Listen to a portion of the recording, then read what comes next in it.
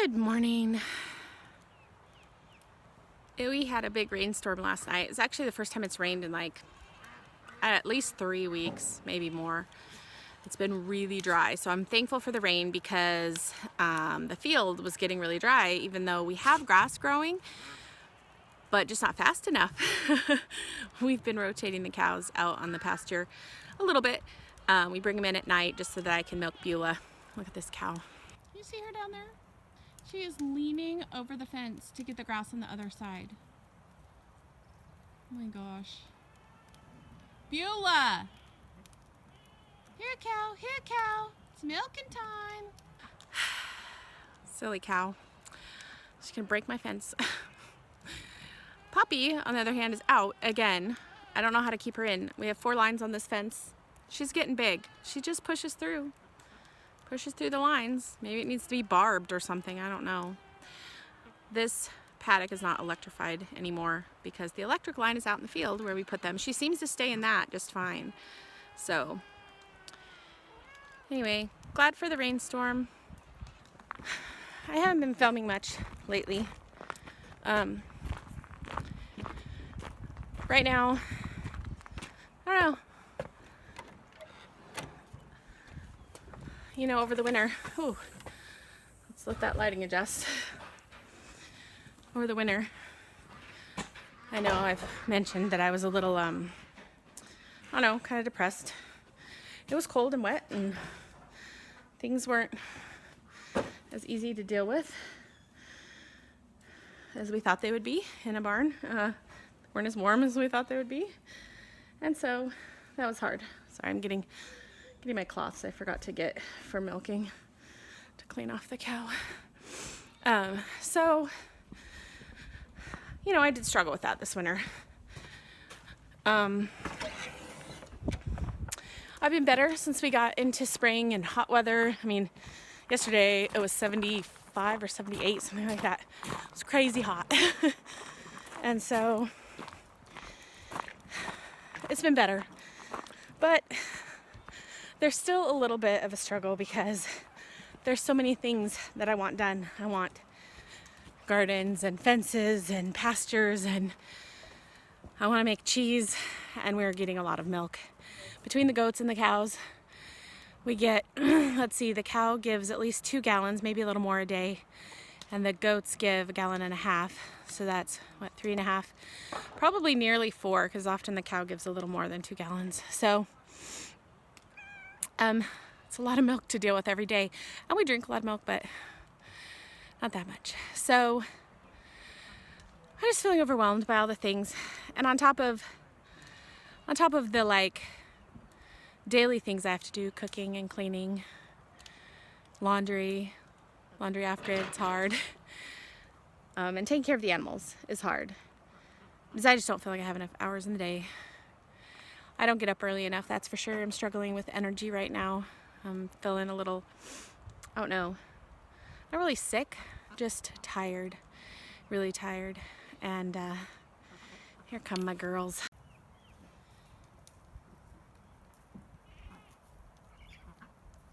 Come on, girls. Yeah, whenever I look at you, then you stop. You're coming until I look at you. Come on. Where Rose? Come on. Here you go, here you go.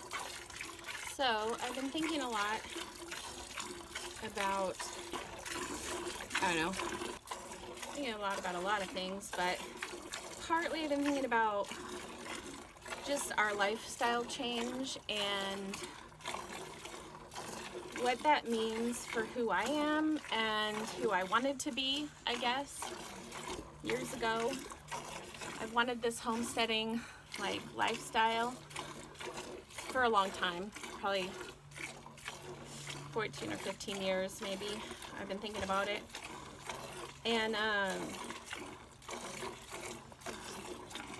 but you know, we sold our van recently, and it's funny because we planned to sell it for a while now, and the opportunity came up, somebody was looking, and so we kind of made the connection, and as it drove away, I cried, and I don't really know what that's about, but as I've thought about it, you know, that van defined who I was for so many years. I was this large family homeschooling mom who toted 6 kids around and went to the library and the zoo with her friends, and that was, you know, who I was. And, you know, we really advocated for large families, for kind of letting God decide your family size. You know, we kind of lived a little bit old-fashioned, I would say, just because we believed in, you know, a dad going to work and a mom staying home and taking care of the kids and teaching them ourselves, not sending them off to school. And, you know, that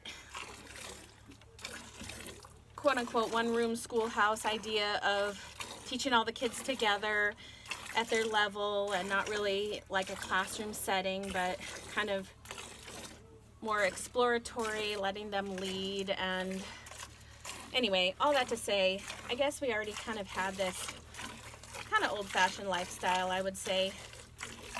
And that has kind of evolved, actually, as we've come here. Because one of the reasons we started this idea of homesteading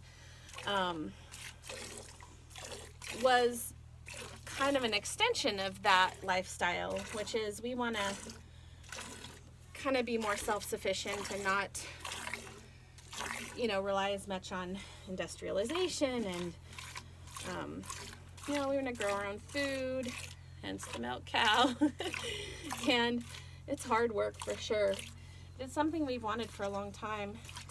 And so as I cried about that van leaving, I just kind of thought about how I need to not be sad about that part of my life being over. I guess that's what it was. I was sad about that part of my life being over, that part that defined me, of having a large family. And our family is large, and it continues to grow as our kids get married and have babies, and that's a good thing, you know. That's a good way to grow. But you know, I guess that typical homeschool, big van, toting your kids around. We don't go to the library. We don't go to the park. We got all the park we could need here on our 26 acres. So we don't need that. I don't know, I've just been thinking about this homestead and getting back to kind of old-fashioned ways. And, you know, that's what we wanted Deep Roots to be about, was remembering our roots. Just, you know, the way things used to be done simpler. And sometimes I don't think this is simpler. It's simpler to go to the grocery store and buy your groceries. But to do that, it means you have to have a job. You have to be able to go make money to buy those things. And, you know, we did have to have money to buy the cow and to buy the jars and the goats and the fencing and all the things. But now we kind of have perpetual food, and that's a good thing. Gosh, I'm rambling, aren't I?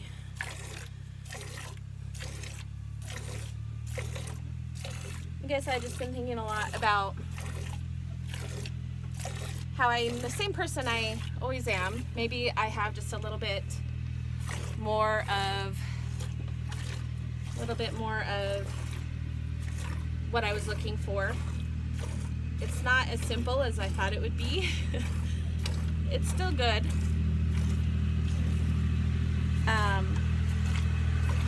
I do like that there's always a tractor in the background of my videos making noise. Not sure I like that, but it does mean people are working hard.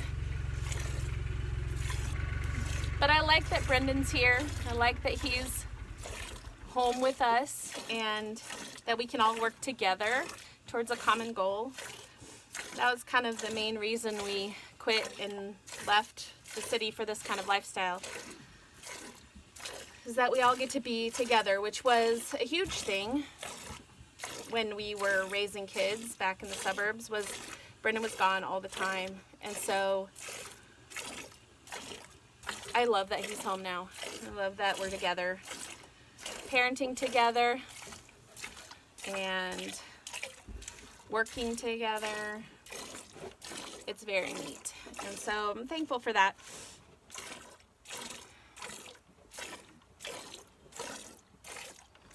I know, it's been kind of rambly, sorry, but just some of my thoughts about changing our lifestyle and, you know, being sad about the things we've lost, I guess. But we've gained a lot more, I think. Some days it's overwhelming. So much to do to even just live life normally every day. But it's good.